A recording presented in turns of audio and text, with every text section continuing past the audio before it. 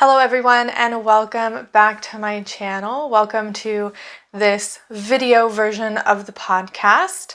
So come join me, come sit for a spell around the cauldron as I talk about witchcraft, polytheism, and the intersection of magic and mundane. Today I have a wonderful guest on for you. We're going to be speaking with Christine Grace. She is the author of a new book published by Wiser called The Witch at the Forest's Edge: 13 Keys to Modern Traditional Witchcraft. As a literal witch that lives in a log cabin in the woods, Christine brings with her spirit-led witchcraft, local green witchery, and being in community while also being a solitary practitioner. Before we get into the conversation, I have to give a shout out to my wonderful patrons on Patreon. Thank you so much for your support. You joining me on Patreon helps keep the podcast and the channel up and running and helps keep me doing what I love doing. So a big thank you goes out to Rose, Jess, Lee, Angie, Magical Crafting, Bliss, Beverly, Jessica, Jennifer, Laura, Chris, Nad, Brittany, Meredith, Jessica, Tia, Stephanie, Gordon, Brink, Emily, C, Ryanon, Brian, Anthony, and Elizabeth. If you join me on Patreon, you get first access to all videos, podcasts, and posts. And right now we're also thick in our book club. We're reading Braiding Sweetgrass by Robin Wall Kimmerer. Join us over on Patreon for as little as $1 a month. And without further ado, let's get into the conversation. So thank you so much for joining me today. We have Christine on the podcast and on YouTube. Thank you so much, Christine, for being here. Thank you, Megan, for having me, and I'm excited to be here. Yeah, absolutely. So for anybody that doesn't know who you are, can you give a sort of little introduction, who you are, what you do? Sure. Well, in this space, I'm a podcast co-host of Betwixt in Between, which is just a conversational podcast about witchcraft. And I'm the author of a book that recently came out with Wiser called The Witch at the Forest's Edge: 13 Keys to Modern Traditional Witchcraft. And I live in a log cabin in a forest with my family, and I'm kind of like that literal kind of like fairy tale witch in the forest. And yeah. So do you consider yourself a professional witch, or do you do like other stuff on the side? I guess I do consider myself a professional witch because so many of us, it's only part-time anyway, the kind of professional piece of it. And so that's certainly true for me. Between the podcast and writing, and then doing tarot readings and mentorship sessions for my clients, that's really only a part-time amount of work. My actual job is being a homeschooling parent. So yeah, a professional witch, but not as a full-time job at all. So I have to ask, what is your favorite part about living in a forest? Living at the stereotypical witch in the forest. What's your favorite part? So I think my favorite part is that previously, if I wanted to like take a walk in a forest, I had to pack my kids up and like, we're probably going to be gone for a while. So we've got to have snacks and like, just all the things, whether it's just me or much more likely all of us. There's just a bunch of stuff that you have to get ready. And then you have to like plan the driving time and blah, blah, blah. Whereas in this case, I can just step outside onto a trail. And that is just kind of what we do every day. And instead of being kind of a special occasion, it's just sort of woven into the fabric of my life.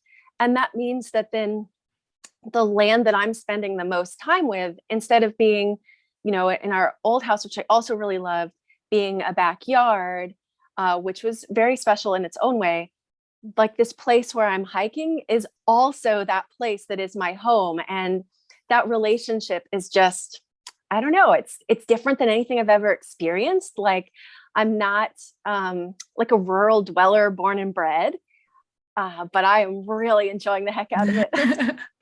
I have to say, I am a little jealous, just a little bit. but I was born in the city. So the city is like what I know. Um, so you said that you had a book come out by Wiser. For anybody Sure. watching on YouTube, I actually have it here in my hand. I just finished it last night. I was like, I need to finish it. I need to finish it. I really, really enjoyed it. It's called The Witch at the Force Edge. 13 keys to modern traditional witchcraft. How did you come to write this book? What was it born out of? Well, first of all, I'm glad you enjoyed it. This would be so awkward if you were like, actually, I hated it. You totally shouldn't read it. The worst. Well, okay. So basically, I didn't mean to write a book, which is weird because I have a background in writing, but that was not my intention with this particular thing. So I am one of the founding members of a small tradition. And so we have always had kind of our own teaching materials, which previously were written by a number of people kind of collaboratively. And then it was kind of time for a refresh of our teaching materials. And that just fell to me entirely. And so I'm getting kind of close to the end. And it took me years because I mean, we had something we were already working with. And I was like having babies at the time. So I'm like, like nursing a child and typing with one hand. And so it took me a really long time. And I get kind of close to the end and I'm talking to our kind of leadership council, I guess you could call them. And I'm like, so this just feels really different to me than previous iterations of our teaching materials. And they're like, yeah, well, it is different because this is a book that you wrote. And I kind of had to be told, like, because this is a book that you wrote. And I was like, oh, yeah, this is different because this is a book that I wrote. And then so much credit to Corey Hutchison for being like, it is a book that you wrote and there's a market for it and people are going to want to read it. And so then I just submitted it to Llewellyn and Wiser and they both wanted it. And so I picked the better offer and now there's a book. And I'm just so grateful that it even happened. So it originally started out just as writing teaching material for your tradition. That's so Yeah. great. Yeah. We've always had this kind of, I don't know, I guess kind of idiosyncratic way of teaching, of kind of creating this framework of ideas and then kind of having a mentoring relationship with in case you can't tell, I've got a cat who's just like continuously walking in front of me. Okay. And then kind of creating this mentoring dynamic with our apprentices in terms of kind of filling in the specifics for them, like their bioregion, their sense of ancestry. And that kind of style of teaching lends itself to kind of a peculiar style of writing. And so that's what I've been working through. And I knew I really needed to get it done because people needed the new version to teach from. And it took me so long. And while I was doing it, it seems like the kind of broader witchcraft community was really evolving. Like when we started the tradition, we had to write our own teaching material because we couldn't find anything that was even close enough to use. Like there were books that we recommended, but we'd recommend them and say, this is a great book, like for this. This is a great book, but we don't require this perspective or whatever.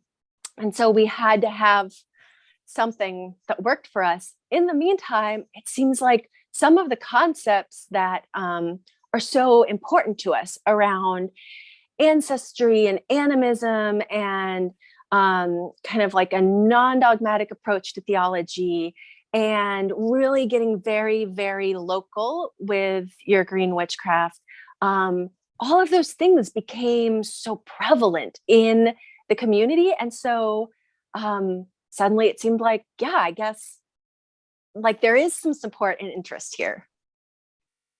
I really like that it started out as teaching material because I feel like a lot of books are like, it starts out as a book, right? Like I have this idea for a book and I'm going to write it. But reading yours, you can tell that the material is written to teach and sort of give like a guideline, kind of like a basic structure. Is that right? Like, I don't want to assume because it's Yeah. your book. No, I mean, I think I'm glad you're picking up what I'm putting down. Yeah, I feel like it's the loom and you weave your path on the loom. It's a structure and an understanding of how some things work and an explanation of certain things that are sometimes kind of glossed over, like just go do this thing. And kind of getting into the nitty gritty of some of that stuff.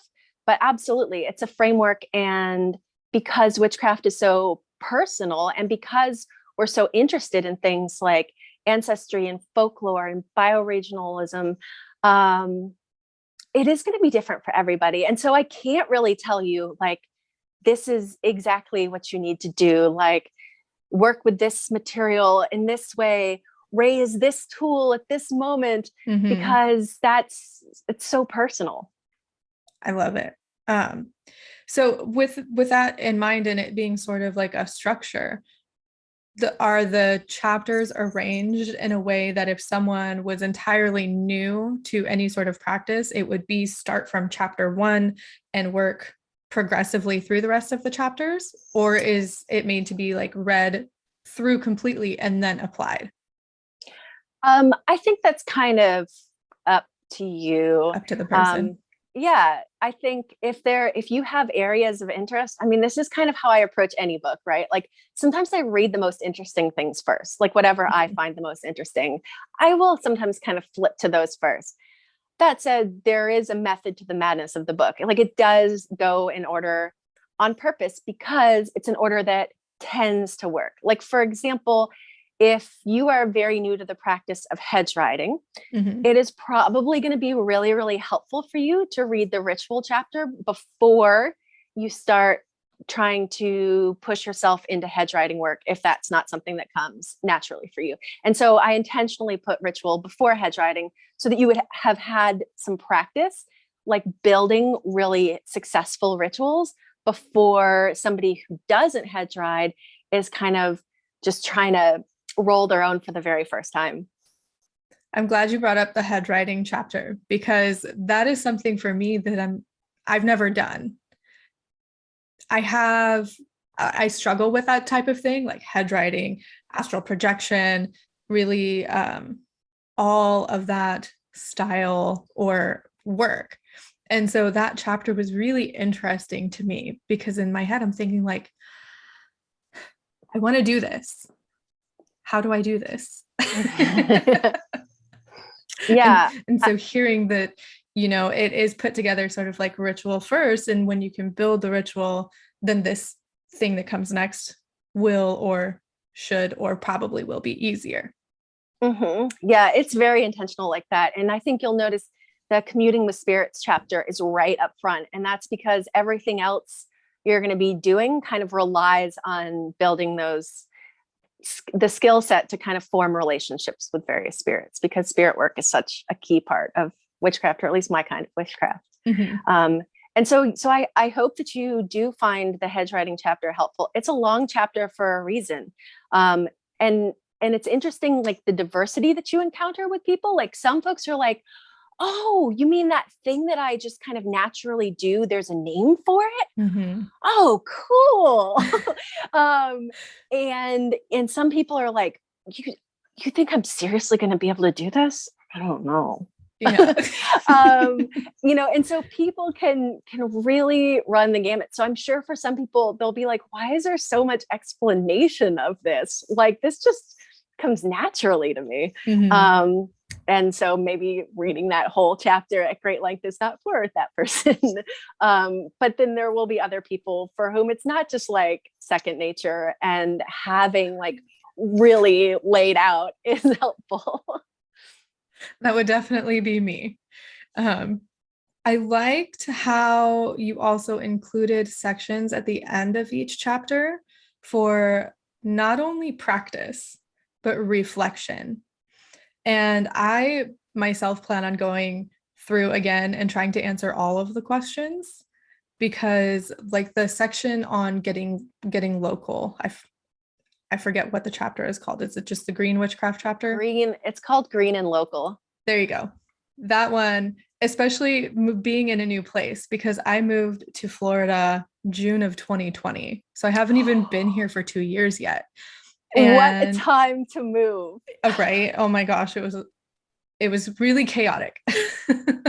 um, but some of those questions like name 5 birds in your area, or paying attention to what grows native. I don't know those answers because I'm not from here and I wasn't taught that. I think in school my daughter is learning about some of the local plants and animals here. I didn't have that luxury because I'm not from here. So I definitely appreciate those chances for reflection and practice. Now, I know this was written as teaching material. So is that something that you also do when you're teaching or working with your apprentices? Are those Yeah. questions like, what am I trying to say? Would those questions be like the same that you would ask of your apprentices? Well, I tried to pick questions that we've used before, Mhm. and that would be kind of broadly applicable.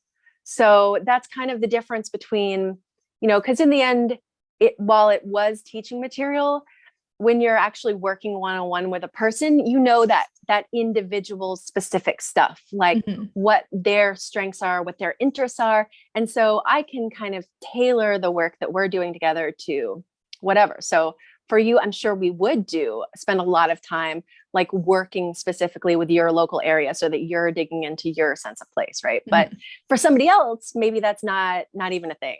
They're really, really super rooted and they can maybe push a little bit, but um, so so with teaching one-on-one, especially, or in a really small group, you have a lot of flexibility to kind of push and pull in just the right places for each person because everybody's different.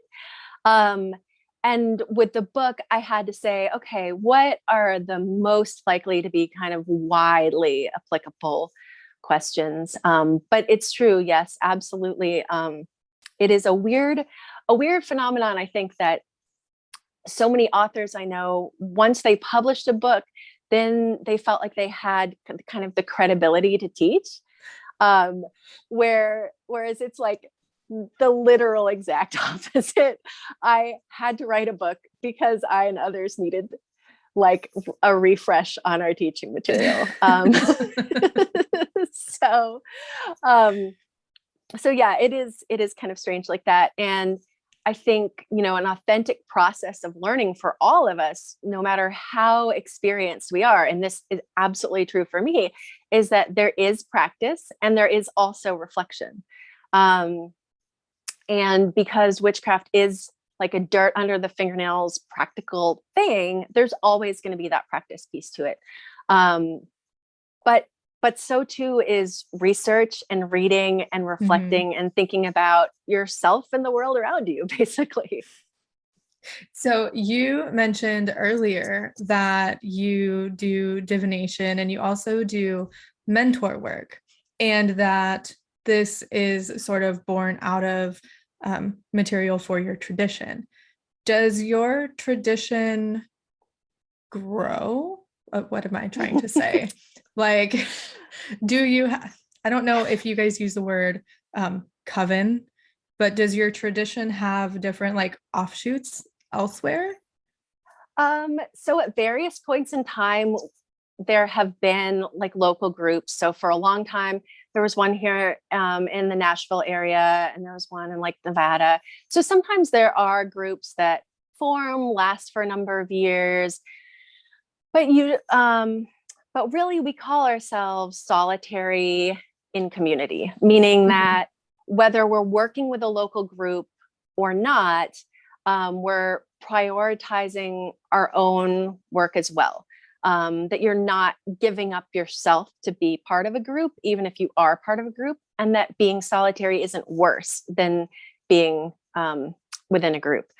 Um, so yes, it grows, but in a very organic way. So a person might know another person who they want to work with. And so now they're entering into an apprenticeship dynamic in person, or someone reaches out to one of us online and is like, hey, I am super into what you do. Can I? and so yes, it does grow, and it is both local and at a distance. It just kind of depends on what folks are doing at any given time, really. That's really cool that it expands and contracts and grows naturally. Yeah. So for mentorships, people can just reach out to you or any person. How does that work?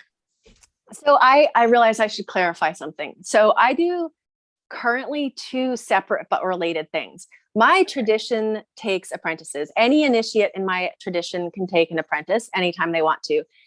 They don't need approval from the Council of Voices or anything. They're an initiate. You do you, boo. And they will work with the book as kind of the foundational material for that relationship. And of course, pull in whatever else makes sense. So that is a tradition apprenticeship process. I currently have a tradition apprentice, and I usually only take one or two at a time with those. Then an interesting phenomenon happened when I started doing tarot readings for clients, with folks saying, well, look, it's not that I'm interested in joining your tradition per se. It's that I would just sort of like to talk to you about my practice. So should I sign up for a tarot reading and then we just don't do it? and I was kind of like, well, you know what? We could just call that mentorship. And so that kind of grew into not just doing tarot readings, but in fact, what I even do more of now is mentorship, which is not necessarily something where their for sure goal is to eventually join the tradition. It may just be that somebody is a little stuck in their practice, or they're trying to move from being kind of a book learning witch to a hands-on witch, or there's just a certain area that they can't quite break into, or any number of things for someone's kind of looking to stretch their skills in a certain way. And then that is just a service that I offer, just like I offer tarot readings. It's by Zoom. It's the same thing, except I will only read for you if it comes up in the course of the mentorship session. And that doesn't have to have any tie to the tradition. But yes, if you are interested in either one of those things, you can let me know. Okay, cool. And we'll make sure for people listening or watching, I'll have all of any related links in the description. And being a tradition apprentice doesn't mean I will be your teacher. Right. There are other initiates in the tradition, so it probably won't be me, actually. but they're amazing too. You've got a lot to do already. Yeah. So we mentioned already that you live in the forest, but that you also lived in the city and that you've lived in apartments. How was that transition? Because you said you're not a suburban dweller by nature. How was that transition? I've lived all over the place, in all kinds of different settings. And you mentioned that there's a questionnaire in the Green and Local chapter about, Dame birds or something like that. So the first version of that questionnaire that I ever wrote, I lived in an apartment when I wrote it. And I lived in an apartment, and I had in Tennessee, which was new to me at the time. And I had an apprentice in Florida who lived with 2 seasons instead of 4. And I was working with many generations back of teaching material, and it just wasn't working for me.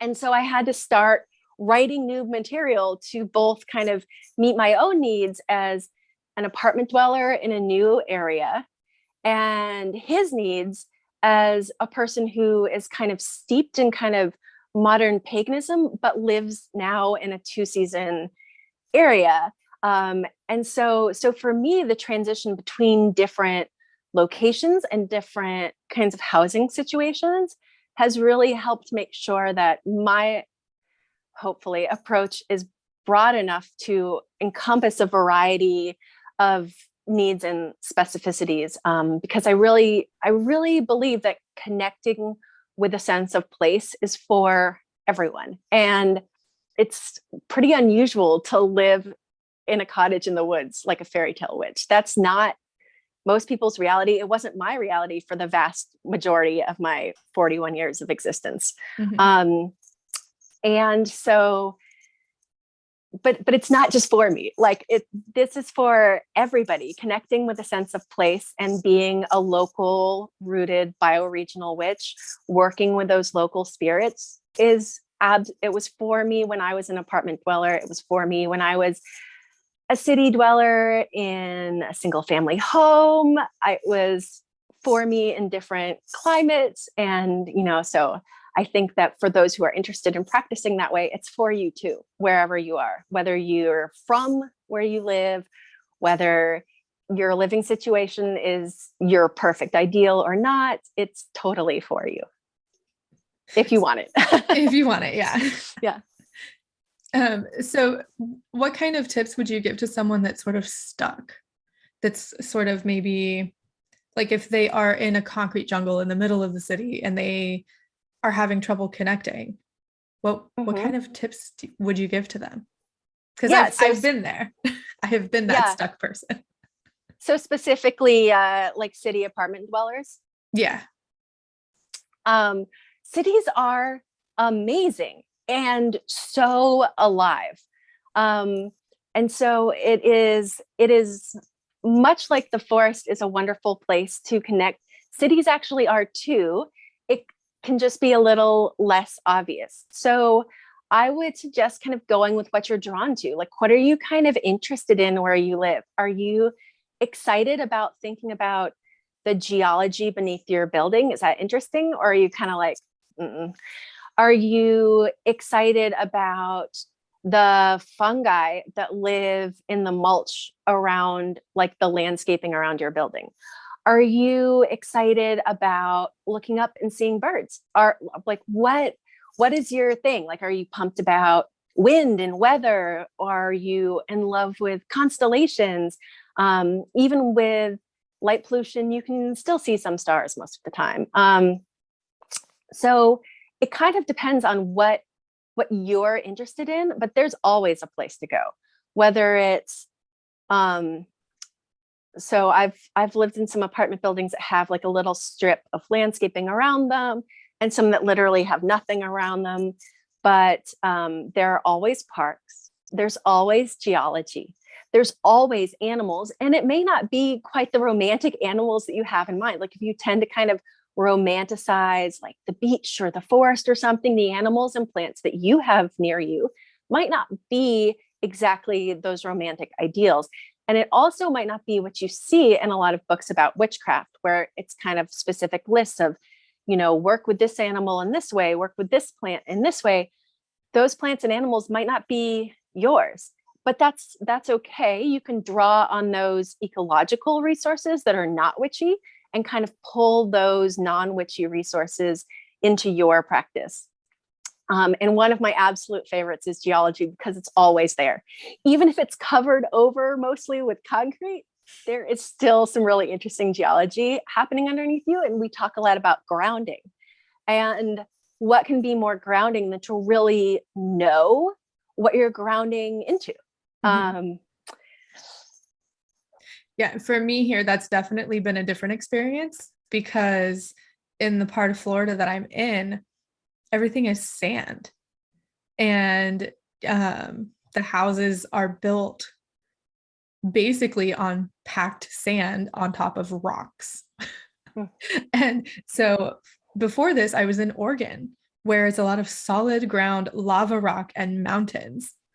And so that's definitely been an adjustment for myself even. But I Mm-hmm. like that you would say, start with what's underneath you. The Yeah. ground is, there is earth under that concrete. Sometimes people say, leave the city and like go hiking outside of the city. And that's fine. I mean, obviously I did it too. Do it if you like it. And that it can give you a sense of what that area used to look like. Um, but I don't like the implication that where you live isn't magical also. So that's why things like geology and even water can be such an important one, because even if you don't have natural water features or what appear to be natural water features, so I used to live in a part of Nashville that that was like very built up and urban. And so there was no such thing as like an open creek or anything like that. I mean, there is a big river that runs through the city, but in my neighborhood, there was nothing. However, I looked at some old maps and found that some of the what I thought of were just drainage ditches were actually old creeks that had been like kind of covered over with culverts to kind of make way for human development. And so, yeah, they were not exactly the aesthetic ideal, perhaps, of like this pristine wilderness, but they were absolutely magical as heck. So how did you find those maps? Because I'm thinking in my head, like, oh, that would be really interesting to look at where I am, because the highway is not very far from me. Like, but what did it look like before? Do you use like city websites or anything like that? Yeah, you can. And a lot of city archives are actually entirely or partially online. So you may actually be able to do some of it just on the internet. Nice. Um, I got into it because I joined my neighborhood Facebook group. And it turned out that a city archivist lived in my neighborhood, and she was retired, and she was really interested in teaching me about the city archives. Um, and I was very interested in learning. So it really started with just kind of reaching out to my neighbors and just kind of asking some questions until finally, and various people answered in different ways. But this one person answered in perhaps the most explosively helpful way.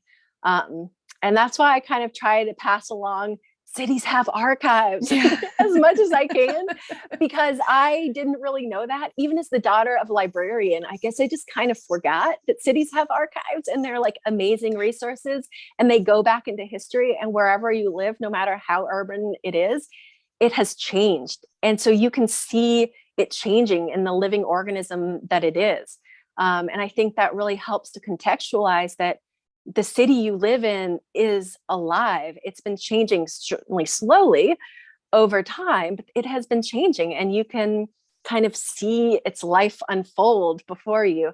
And of course, it's free to go to city archives. Now, if you're having someone like do the work for you and look things up and, blah, blah, it, but it is just like a library, basically.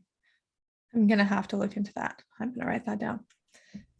City archives. So I meant to ask you at the beginning, but I totally forgot. I like to ask everybody how they discovered witchcraft. Has it always been there for you? Is it something you discovered, like me, as someone that was born in the 90s or grew up in the 90s? We discovered it through like Scott Cunningham. How did you and witchcraft meet? All right. Well, I wasn't born in the 90s. I'm considerably older than you, but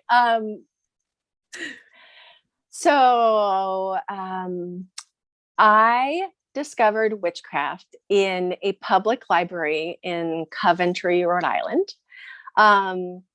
Through just like I think like so many of us, I was always that kid who was like interested in anything kind of witchy or paranormal or just like all kinds of related things. Loved the fairy tales, totally the spooky ones that weren't like overly sanitized. And I think so many of us were kind of that quirky kid. But I found this book on divination, and I and it was presented not as like a matter of historical interest. It was like, this is a thing you can do. People do this. And I was just smitten. Like that was it. I was done, all sewn up. So that was probably 93, 94, something like that. So I couldn't drive yet and didn't really have like a great way to get around. So I'm like trying to like get rides from people to get to other libraries, like bigger libraries, so I can, because this is like the internet existed, but we didn't have it at home. And even if we had, like, it's not like there was Amazon. I mean, it was like a different world. So then I'm like going to bigger libraries, and I really started with Drawing Down the Moon by Margot Adler and Starhawk's Spiral Dance, because that was what I could access. And I pretty much read those books and was just like, yup, I am all in. This solves, I was always really interested in religion, but I was like, this kind of checks the boxes and like solves a lot of my like theological problems. And I'm really excited about this. And so, you know, I'm like in my mother's backyard, like underneath the full moon, devoting myself to a lifetime of practice and study of witchcraft. And, and then right down the street in my small town, like an occult bookshop opened up. So perfect timing. And you know, just here we are, many years later. Yeah. And you mentioned religion, and now you have a background in religious studies, don't you? Am I remembering that right? That's right. One of my graduate degrees is a Master of Divinity, which is such a funny sounding thing to say, a Master of Divinity. I usually just call it a theological degree, or like a theological and like spiritual caregiving degree or something, because saying I'm a Master of Divinity sounds so weird. It just makes you extra witchy. Oh yeah, I guess. Yeah. Now, how does that play into your ideas of divinity and theology and deities? If you're comfortable answering that question, I know that can be kind of personal. Well, it's not that personal. I mean, I talk about it in the book. I don't really like worship any gods. But that doesn't mean I'm not cool with them. Like, I'm kind of cool with them all, but nobody's on my altar right now. Well, oh geez, sorry. Come on, cat. No. It's okay. Cats are assholes. Yes, cats are assholes. All right. So I was like, nobody's on my altar. Mary, the mother of God, is on my altar, but not really so much as a deity in herself, but as a connection to my ancestors who for many generations had like a really strong connection with her. So yeah, I work mostly with, I guess you would call some of my most prominent local land spirits gods of a sort, but in a very local, specific UPG kind of way. And I'm like really interested in mythology and theology, and it's just like kind of a passion of mine. I love to think about it. I love to talk about it. I love to walk beside people while they're kind of figuring out where they're going to fit in with things, what their next step is. And one of the things I really enjoy about being in the witchy community, or at least my corner of the witchy community, is that there's a lot of space for theological diversity. And I hope that comes through in the book, that I'm trying to kind of lay out some ideas to kind of help you think through where you might be coming from, and not being like, and this is what you should do. And yeah, so I guess how the theology part relates is that I'm really interested in theology. But it doesn't relate in terms of like me having a really heavy devotional practice to a specific deity or pantheon of deities. Okay, cool. I've always been interested in hearing your perspective on that ever since you mentioned it on one of your podcast episodes. I'm like, well, that's really interesting about having like a master's in divinity and now being a witch or being a witch at the same time. Like, it's interesting how that would play together from my perspective, I guess. I'm going to Oh, go get a yeah. master's of divinity. Well, there are some things that are really helpful. Like, so my podcast co-host also has a degree from the same school, but we have different degrees. And the difference is that hers is just the theology side of things, and mine is the theology side of things, and also different aspects of spiritual caregiving. So, like Okay. pastoral counseling and ritual and liturgy.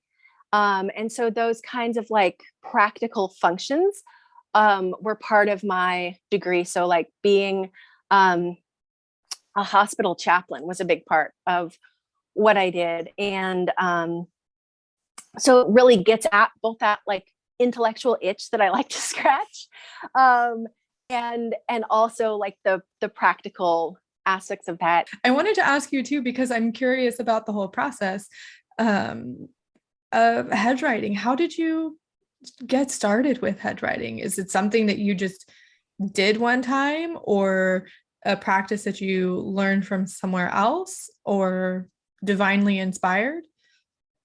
It's something that I'm trying to practice I more think of. in the 90s, is it? Yeah. Okay. Well, so I think in the 90s, I read some things on astral travel Mm-hmm. and shamanism. Mm-hmm. Like kind of core shamanism, neo shamanism.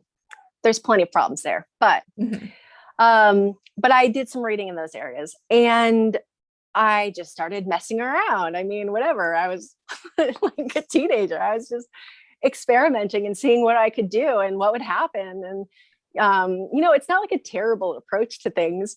Mm-hmm.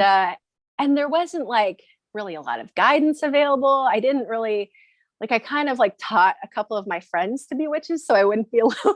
but, um, but there wasn't really like anybody else I could learn from directly, or not that how was I going to connect with anyone.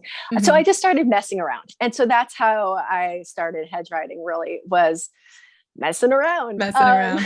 Yeah, like reading someone astral travel and like neo shamanism, and then experimenting. And then for a while I was part of another tradition where we called what we did shamanic witchcraft, or that was one of the terms we used. And I was eventually one of the leaders in that tradition, and then whatever, we disbanded that tradition, blah, blah. But through that work with that group, I kind of kept honing that in a specifically witchy way. And here we are. So then over time, like the language around that has developed. And Mm-hmm. instead of calling it shamanic witchcraft, I would prefer to call it spirit flight or hedge riding. Either Mm-hmm. one of those is cool with me.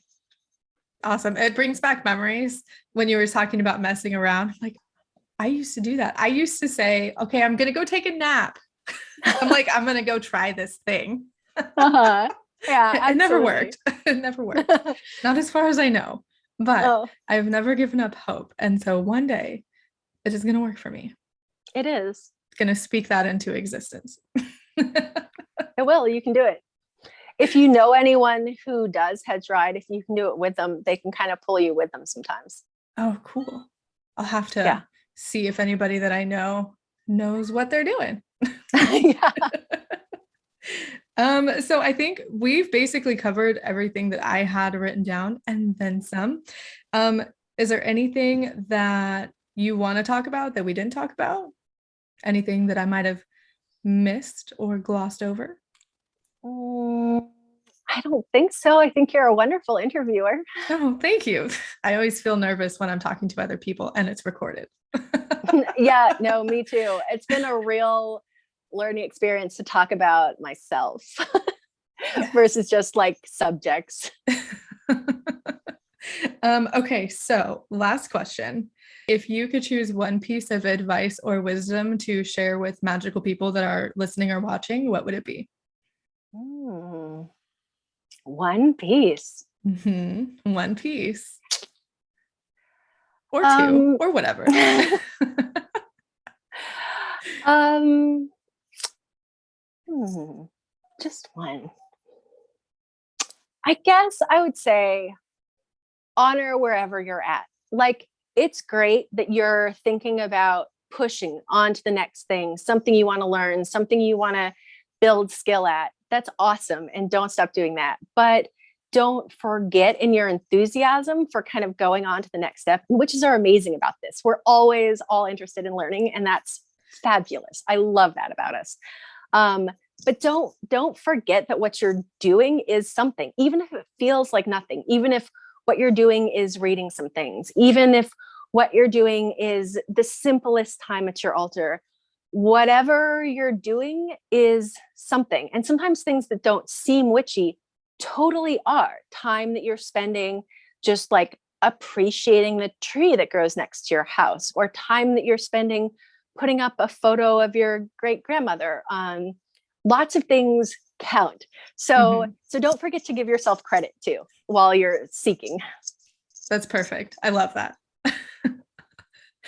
So where can people find you online? Where are your online haunts? So I am at a witch betwixt on Instagram. I am Betwixt of Betwixt and Between the podcast. I have a website, which is christinegracebetwixt.com. And through that website, you can email me. Through Instagram, you can DM me. In theory, I'm on Twitter at a witch betwixt also, but I really only use Twitter to make like Instagram reposts. Weird, but true. So email me or Instagram me. It's probably a great way to reach me. And and the website will like link you to the podcast. It explains about tarot readings and mentorship sessions. There's a link to the Traditions website, which sorely needs updating. So you can kind of connect to all the things that way. Awesome. And I'll make sure to include those links in the description and in the show notes. Where can people buy your book? Oh, anywhere, probably. Anywhere you want to buy a book, like certainly Amazon, Barnes and Noble, IndieBound, probably your local like occult metaphysical type shop. If they don't have it, they can order it because it's through Wiser. So, it's pretty much available however you want it. It comes in audiobook, it comes in Kindle, it comes in paper. I guess that's the glory of traditional publishing, is that it's pretty accessible. Awesome. I do know it's also on Scribed if people Okay. use Scribed. Both the ebook and the audiobook are on Scribed. I'll leave a link for that too. But anyways, thank you so much for coming on and chatting with me today. It was great to meet you kind of face to face and speak with you. And I guess for everyone else, that is it. And we will talk to you next time. Thank you so much for having me on. It was so much fun. You're absolutely. The best. Bye. Bye. Once again, a big thank you to Christine for coming on and talking with me, and a big thank you to you, dear listener. I hope you enjoyed hearing from Christine. If you're interested, her book is titled The Witch at the Forest's Edge, and it can be found anywhere books are sold. All of Christine's links are in the show notes, so be sure to follow her on social media and subscribe to her podcast, Betwixt and Between, wherever you listen to podcasts. That's all for today, and I'll talk with you soon.